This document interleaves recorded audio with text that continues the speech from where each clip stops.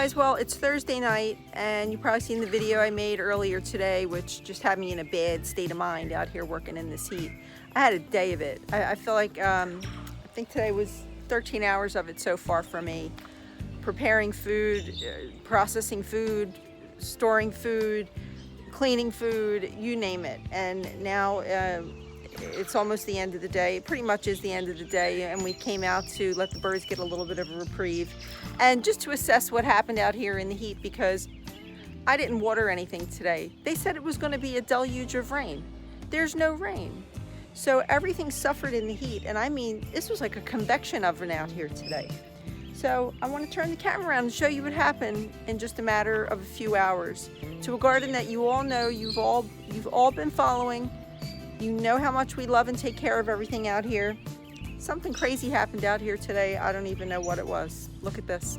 So here's one of my Roma tomato plants. This was bushy and healthy.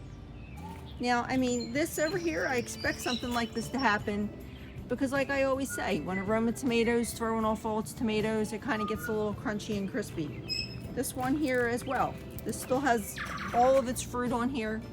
It's got, you know, a little bit of common blight. It's common. But this? What happened out here?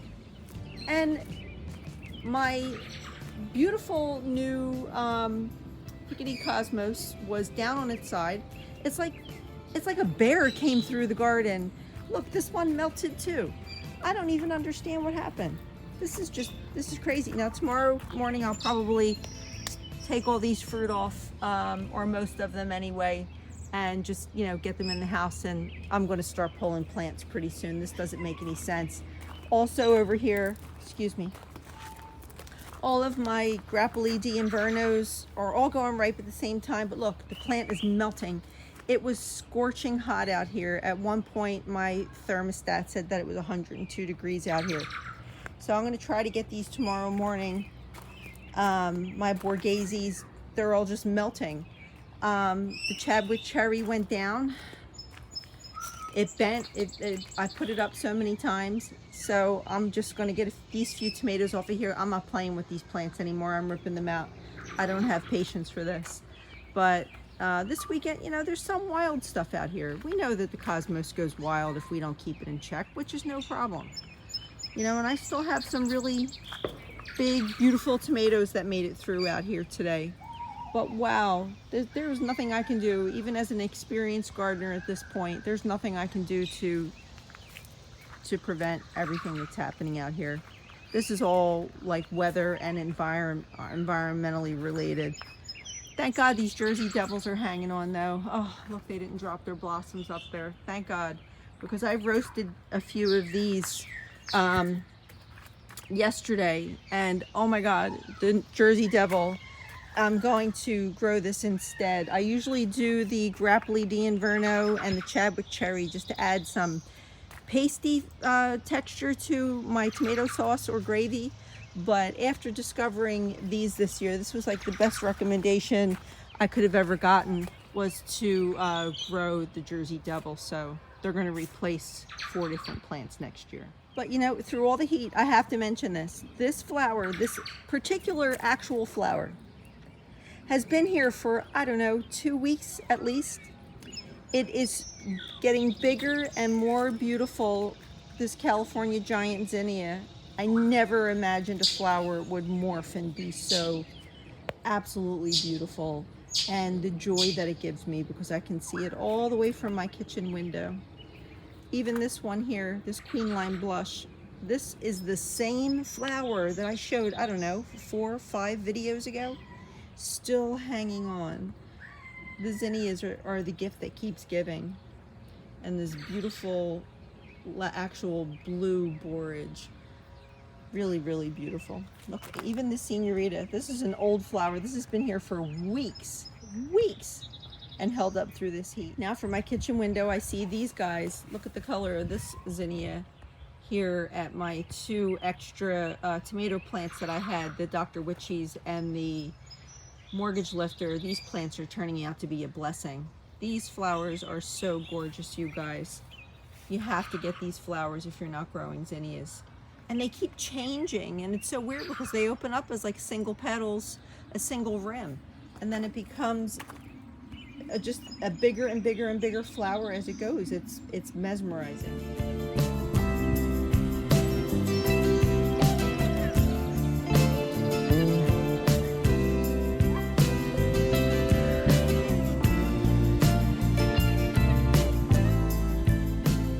Wow, boy, do I look beat up. I'll tell you that. This has a way of making me feel old.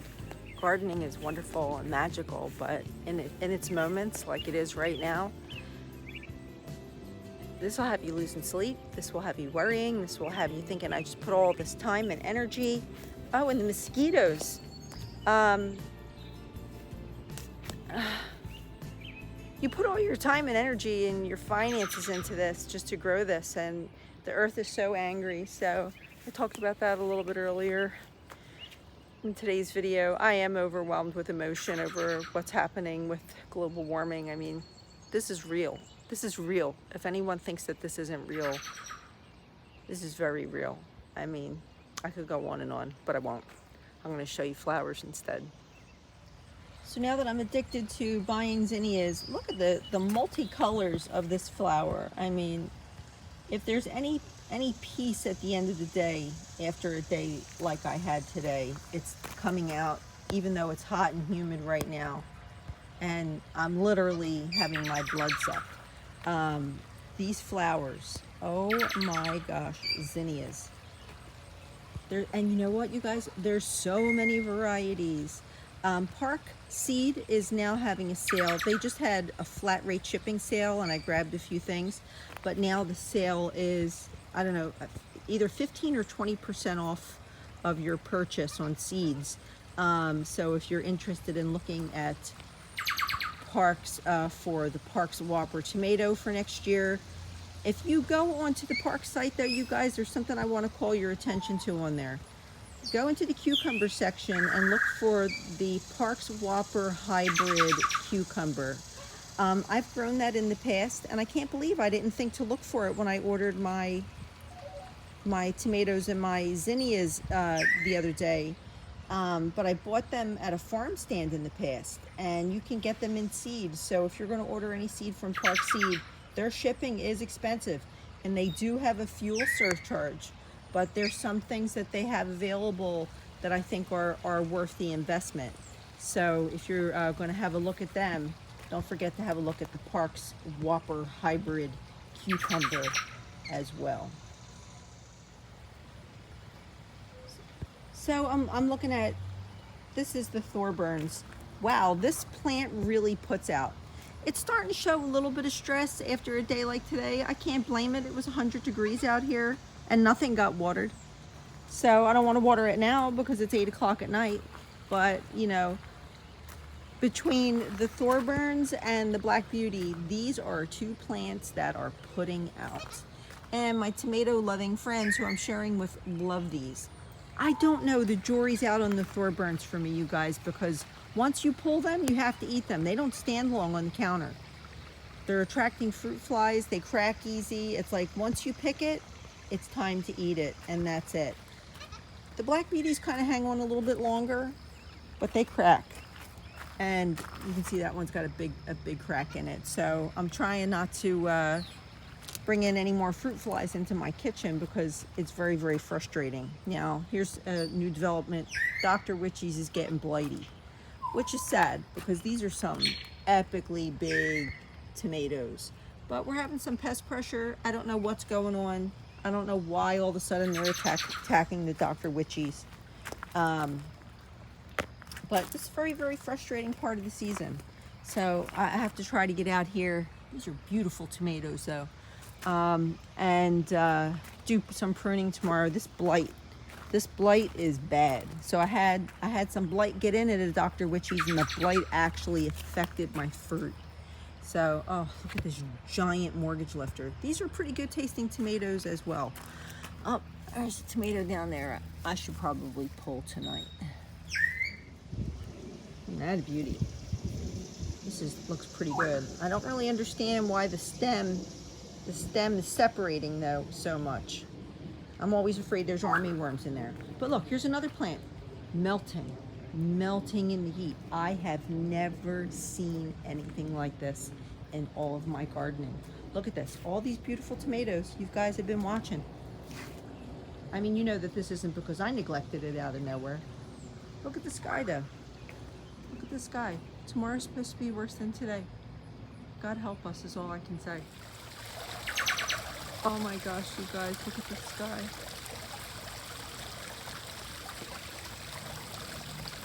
Wow. So beautiful.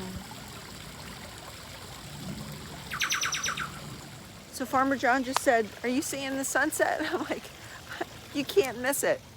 You can't miss it. Look at that. Oh my goodness. And you know, I can't help but think though, you know, he said it looks like a fire, and it's like, that sounds, you know, we're watching places go on fire spontaneously. Greece is on fire, Sicily's on fire, Canada's on fire.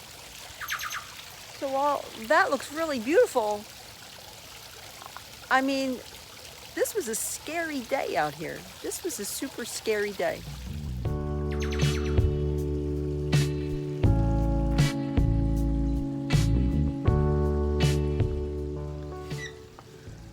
Wow, so I'm finally sitting down. I mean, I'm officially covered in mosquito bites. I'm just finally brushing my hair since this morning. This was a day of it, okay? When, I mean, I keep repeating about the pest pressure.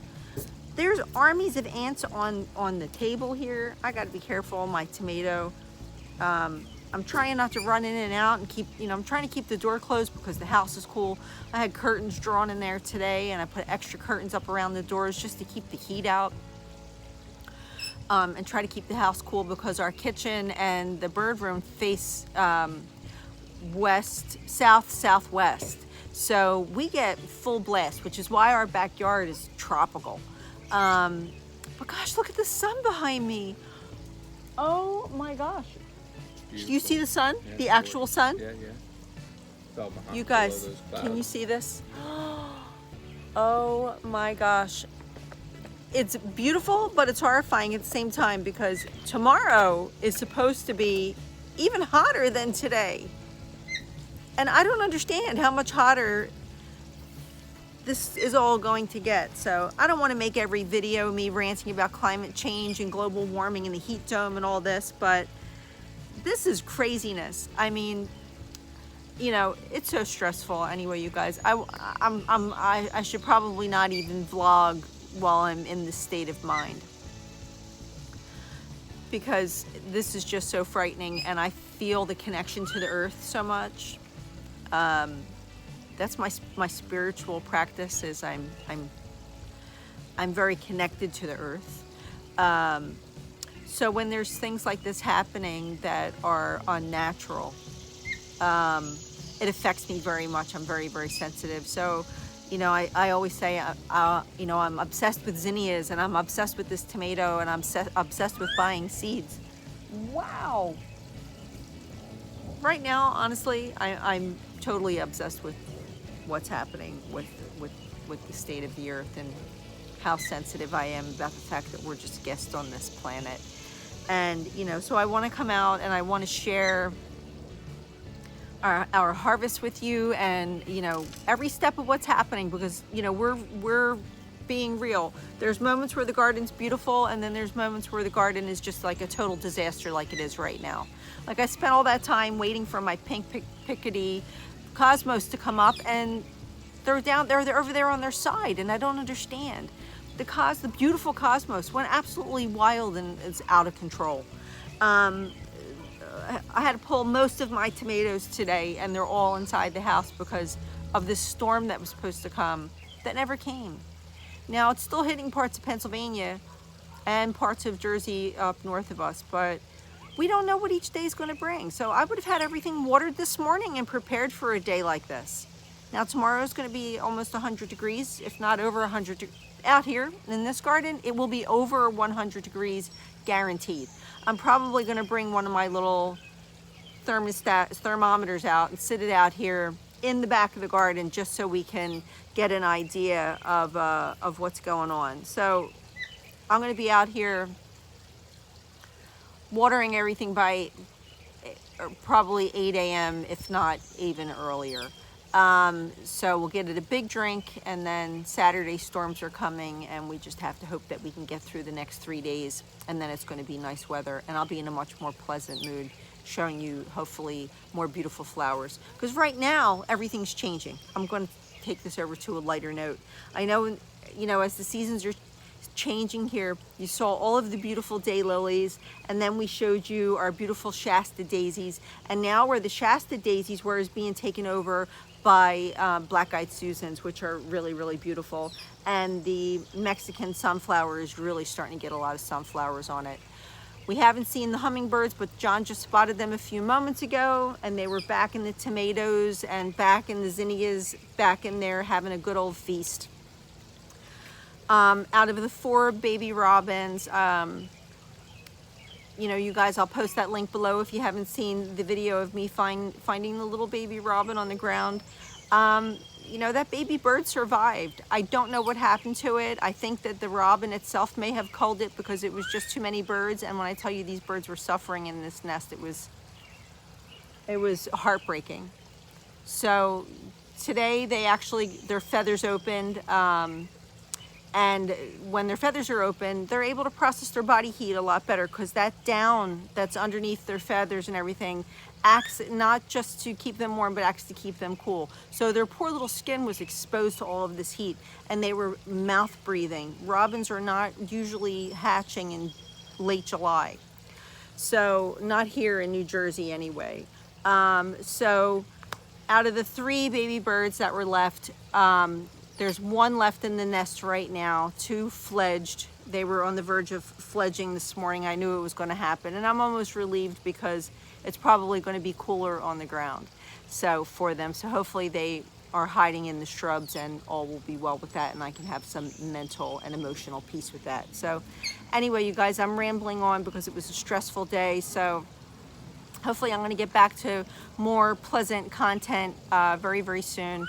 After the next few days of being stressed out. And you know, I hope you're well wherever you are. I hope that your gardens are able to be watered and saved, and that maybe your tomato plants are melting just like mine are. I don't really understand, you know, the heartbreak that's happening with all of this, because it's very, very frightening. So anyway, I'm going down that road again.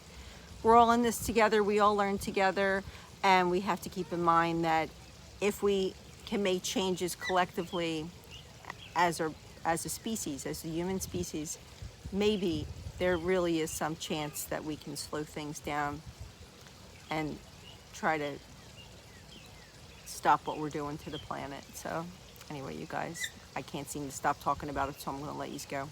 Thanks for listening. I'll see you in the next video.